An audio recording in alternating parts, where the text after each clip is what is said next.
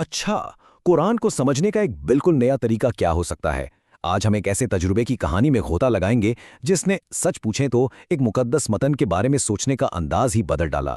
ایک ایسا تجربہ جس نے ایک ایسے پوشیدہ ڈھانچے کو بے نقاب کیا جس کی کسی کو بالکل بھی توقع نہیں تھی۔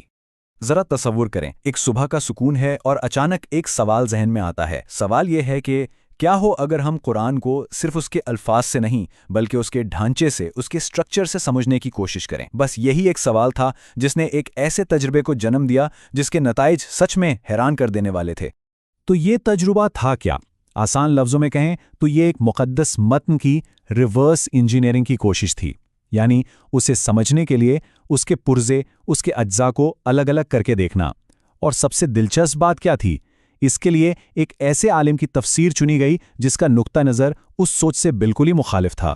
تو اس تجربے کے لیے ایک ایسی تفسیر چنی گئی جو دین کو ایک سسٹم یا ایک نظام کے طور پر دیکھتی ہی نہیں تھی۔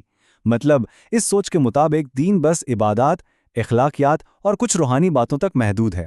اس کا سیاست سے، ریاست سے یا معاشرے کے ڈھانچے سے کوئی لینا دینا نہیں۔ یہی وہ بنیاد تھی، یہی وہ آئیڈیا تھا جس سے اصل میں پرکھا جا رہا تھا۔ اچھا، تو یہ ریورس انجینئرنگ ہے کیا بھلا؟ دیکھیے، بہت آسان ہے۔ جیسے آپ کسی مشین کو کھول کر یہ سمجھیں کہ وہ کام کیسے کرتی ہے نا؟ یہاں بھی بالکل یہی کیا گیا، لیکن فرق یہ تھا کہ الفاظ یا تشریحات پر توجہ نہیں دی گئی، بلکہ مقصد تھا متن کے اندر چھپے ہوئے بنیادی ڈھانچے، اس کے اصلی بلو پرنٹ کو سامنے لانا۔ تو طریقہ بہت سیدھا سادہ تھا۔ تفسیر کھولی لیکن اسے پڑھا نہیں گیا۔ اس کے ساخت کو، اس کے سٹرکچر کو الگ الگ کیا گیا، الفاظ کو ایک طرف رکھ دیا گیا اور صرف یہ دیکھا گیا کہ کون سی آیت کس تصور سے جڑ رہی ہے، کون سا حکم کس اصول پہ کھڑا ہے۔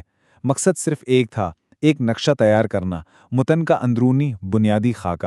اور اب آتی ہے اصل بات، اس تجربے کے نتائج وہ بالکل غیر متوقع تھے۔ جیسے جیسے وہ نقشہ بنتا گیا نا، کچھ ایسا سامنے آنے لگا جس کی بالکل بھی امید نہیں کی جا سکتی تھی۔ تو جیسے جیسے یہ کنیکشنز جوڑے گئے، ایک حیران کر دینے والی تصویر ابھرنے لگی۔ ایک حکم کسی اصول سے جڑ رہا تھا، ایک ذمہ داری کسی نتیجے کی طرف اشارہ کر رہی تھی۔ بالکل ایسا لگ رہا تھا جیسے پزل کے سارے ٹکڑے خود بخود اپنی اپنی جگہ پر بیٹھ رہے ہوں اور ایک بڑا ہی منظم، ایک مربوط ڈھانچہ سامنے آ رہا ہو۔ اور پھر جب پورا نقشہ مکمل ہوا تو ایک لمحے کے لیے جیسے سانس ہی رک گئی۔ جو چیز سامنے تھی وہ توقع سے اتنی مختلف تھی کہ ایک جھٹکا سا لگا۔ اس ایک لمحے میں سب کچھ جیسے تھم سا گیا۔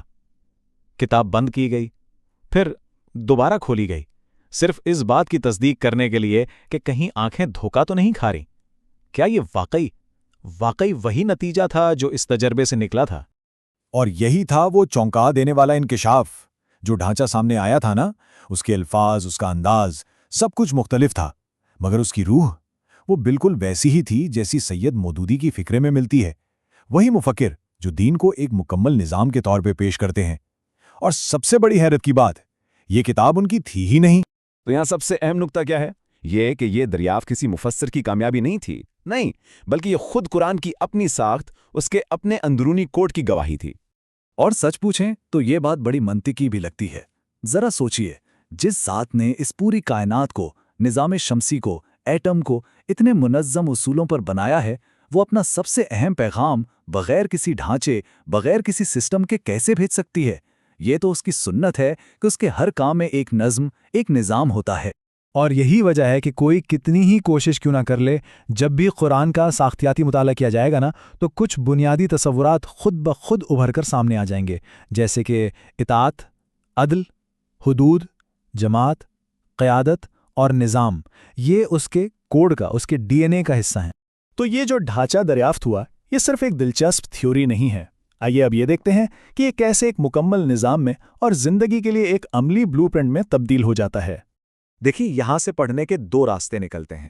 ایک طرف وہ راستہ ہے جو ٹکڑوں میں پڑھنے کا ہے، جو فرد اور عبادات پر آ کے رک جاتا ہے، اور دوسری طرف وہ راستہ ہے جو اسے ایک مکمل ساخت، ایک مکمل سسٹم کے طور پر دیکھتا ہے، اور یہ راستہ فرد سے شروع ہو کر پورے معاشرتی ڈھانچے تک جاتا ہے۔ لیکن یہاں ایک بہت اہم سوال پیدا ہوتا ہے۔ اگر قرآن ایک نظام ہے، ایک تھیوری ہے، تو پھر سنت کیا ہے؟ اس نظریاتی نظام کا عملی نمونہ، اس کی پریکٹیکل اپلیکیشن کہاں ملے گی؟ اور اس کا جواب بالکل واضح ہے، سنت ہی اس نظام کا عملی نفاذ ہے۔ اگر قرآن بلو پرنٹ ہے تو سنت اس پر بنی ہوئی عمارت ہے۔ نبی اکرم صلی اللہ علیہ وسلم کا منظم گھر، مسجد کا قیادت کے مرکز کے طور پر کام کرنا، بازاروں کی نگرانی، تحریری معاہدے، یہ سب کچھ قرآن کے انہی سختیاتی اصولوں کا عملی مظاہرہ تھا۔ تو پھر اس سختیاتی نقطۂ نظر کو اپنانے کے حتمی اثرات کیا ہیں؟ اس کا نتیجہ کیا نکلتا ہے؟ نتیجہ یہ ہے کہ یہ سوچ ذاتی ایمان کو ایک اجتماعی تحریک میں بدل دیتی ہے۔ اور اس کا منطقی نتیجہ یہ نکلتا ہے کہ اگر اسلام ایک نظام ہے تو پھر اسے صرف مسجد تک محدود نہیں کیا جا سکتا۔ یہ گھر میں نظم کا تقاضا کرتا ہے، معاشرے میں اصولوں کا، اور ریاست میں عدل کا۔ یہ صرف ذاتی جذبات کا نام نہیں ہے، بلکہ ایک اجتماعی منظم ڈھانچے کا نام ہے۔ اور یہیں سے ہمیں وہ منطقی ترتیب نظر آتی ہے۔ دین فرد کی ذات سے شروع ہوتا ہے، پھر افراد مل کر ایک معاشرہ بناتے ہیں، اور ایک منظم معاشرہ آخرکار ایک اجتماعی تحریک کو جنم دیتا ہے۔ اور یہی قرآن کے نظام کا حتمی منطقی تقاضا ہے۔ آخر میں ایک سوچنے پر مجبور کر دینے والا خیال کہ جو شخص ایک بار قرآن کا یہ اندرونی ڈھانچہ دیکھ لے، وہ پھر صرف اسے پڑھ کر مطمئن نہیں رہ سکتا، اس کے بعد وہ اسے اپنی زندگی میں، اپنے معاشرے میں نافذ ہوتے ہوئے دیکھنا چاہتا ہے۔